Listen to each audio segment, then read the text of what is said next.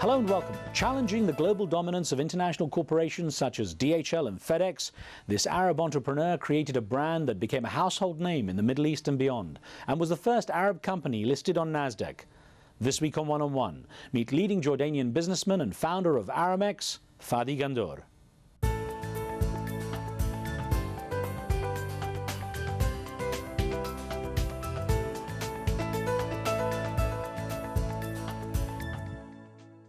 Crossing borders in the Middle East presents a challenge at the best of times. But for Fadi Ghandour, the added complication of couriering packages from country to country posed a potential logistical nightmare. Nevertheless, he persevered with his company, showing that Aramex could compete with the big boys and often do far better due to local knowledge in the Arab world. Ghandour persisted even when the competition tried to pull the rug out from under him by acquiring his main partner, Airborne Express. His determination took Aramex to the American stock market, an historic move for an Arab company. But above all, Fadi Ghandour quickly made a name for himself as a humanitarian of extraordinary capacity, supporting major philanthropic projects both at home and abroad.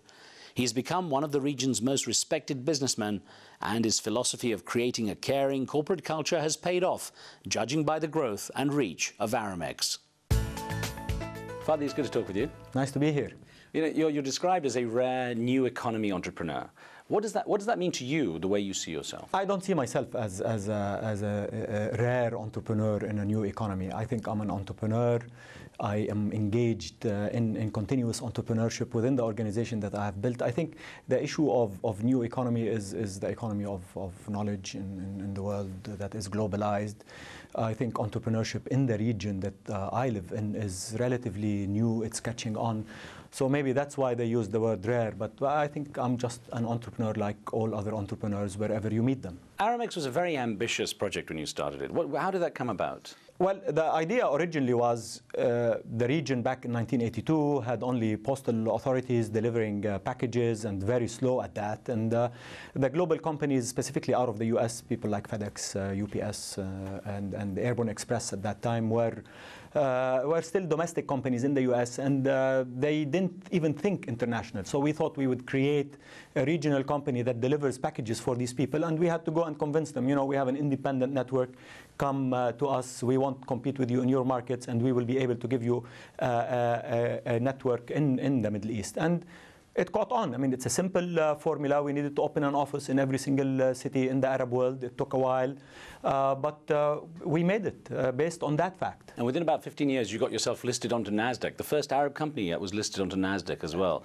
What did that mean for Arab business, the fact that you made it onto a New York stock market? Well, I was one of the first skeptics when I was told that maybe we should venture into NASDAQ. It was, you know, NASDAQ, transparency, SEC requirements, company based in the Middle East. You know, at that time, the Middle East was really off the radar screen. It was not a booming economy as it is today.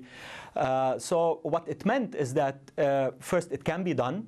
You can create a company out of the region, and you can meet the strictest of standards, and you can be where the big boys are. That meant a lot. That gave us a heck of a lot of credibility, really. It transformed the company from being a local company, really, to being a global company, because you are where the big boys are. So the banks looked at us differently.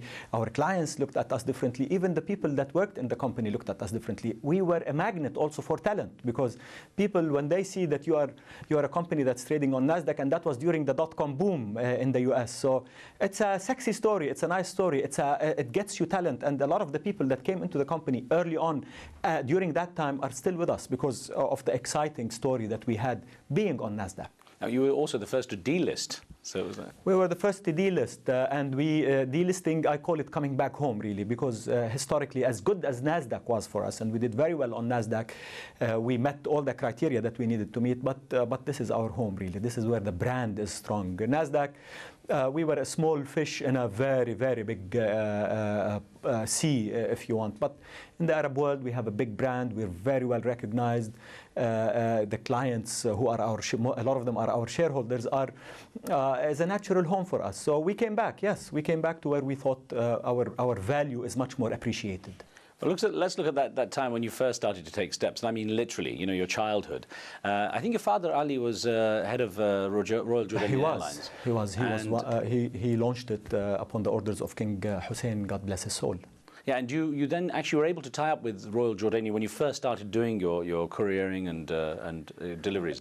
Yeah, well, Royal Jordanian was one of our suppliers. We used British Airways. We used every single airline. By definition, our industry requires you that you use any airline that takes you from one point to another, so that you can deliver the package on time for clients.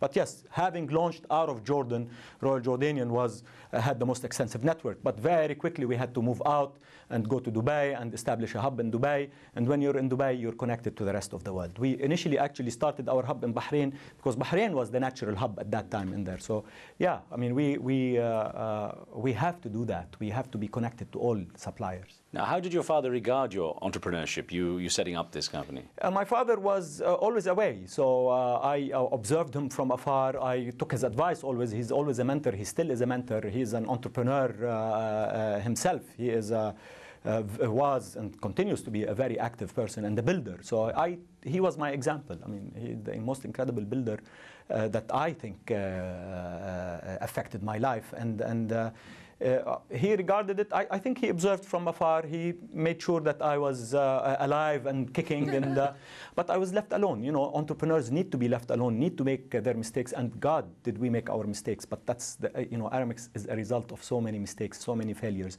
and that's what entrepreneurship is about. Your childhood, what was it like? What sort of childhood did you have? Well, a bit of a normal and abnormal childhood. You know, my father came to Jordan because he was actively involved in politics in Lebanon, and he was actually sentenced to death back in 1962, and he came to Jordan as a political refugee. That's what brought us to Jordan. We're originally Lebanese. I am Lebanese and Jordanian now, much more Jordanian than Lebanese. But yeah, so we came by accident to Jordan, and Jordan was very hospitable, was an incredible home for us, and we were able to build our family, our existence, our future out of this country, and we're very grateful to that. But again, after coming to Jordan at the year when I was 4 or 5 years old, it was a normal childhood. Went to high school, went back to Lebanon for boarding school. So boarding school at 10 years old, you know, is not easy. They threw me there to get me away from my 4 sisters because they thought I was a devil or something like that. So, but again, being in boarding school for 3 years when you're 10 has an impact on your life. You get to appreciate family much more than you do when you take them for granted always. But then, you know, normal stuff. Graduated from high school in Jordan, average student, maybe below average, and then went to the States. As a young man, though, growing up in a part of the world that obviously has seen so many troubles, has been through so much conflict, what were you aware of, or how aware were you of the kind of conflict-ridden environment in which you were being brought up? Riz, I studied political science in college. I lived in a home that was extremely politicized. You know, having explained a little bit about my father, my father's story was always about politics, even though he was involved in building a business at the end of the day. But we lived a political life completely, being extremely aware of every single thing that happened around us, specifically on the Arab-Israeli issue. We lived it as if we were living right there under occupation ourselves back from, 1967 is still vivid in my mind, when we were sitting in having painted the lights blue so that when you had air raids, people won't see you. This sticks in my mind. So, and it has continued. History, politics is something that I personally am passionate about, and that I think is part of the reason I was able also to neutralize the risk of doing business in the region, because this was it to me. So people, when they say, nobody invested in the Middle East back in the early 1980s, but for us, this was business as usual. I didn't think it was that worrying. So yeah. And then you went off to university in the USA, George Washington University. How was that time? It was a time of a bit of getting out of the innocence and the protection of the family, living alone, going to the States, again being very politicized. At that time, Shah Iran was overthrown. There was a big, Khomeini coming in, and the American hostages were taken. So very politicized time, and it got me to learn two things. One, fairness of your cause is not enough to tell a story. You need to know the facts, and you need to argue them very well. And having faced for the first time Jews and Zionists who came out and were telling their stories, and you know how it is in the States, I had to learn that story very well to see how I can defend my cause. And initially, being innocent, thinking, it's fair cause, they took our land, that's not an enough story. So it taught me that learning and arguing logically and scientifically is a must to win the argument. Number two, it was the first time that I got exposed to Arabs. We were you travel a little bit, but getting exposed to Arab people, to students like me from the different parts of the Arab world, got us to also learn more about the Arab world. I met Kuwaitis, Saudis, Libyans, Iranians then. That was the biggest exposure for me to understanding other Arab regions and knowing that we are the same on one part, but we are also diverse. How did it leave you in terms of your regard for the USA and what America represents? Well, I took all the positive things out of America. I mean, entrepreneurship the Americans are the most incredible entrepreneurs in the world. The issue of trial and error, the issue of rooting for the underdog is an American story at the end of the day. Democracy, freedom, love of knowledge, love of other cultures also, and being wanting to listen. If you have a story, the Americans will listen to you. I took that from America, and that's what America is all about at the end of the day. Even though there's another story happening in the region now, and we see an ugly side to not all of America, but there is war is ugly, whether it's American or not American. But the soft story, the story that of making it, whoever you are, is the culture of America, and that's our story, I think, and I learned it in the US.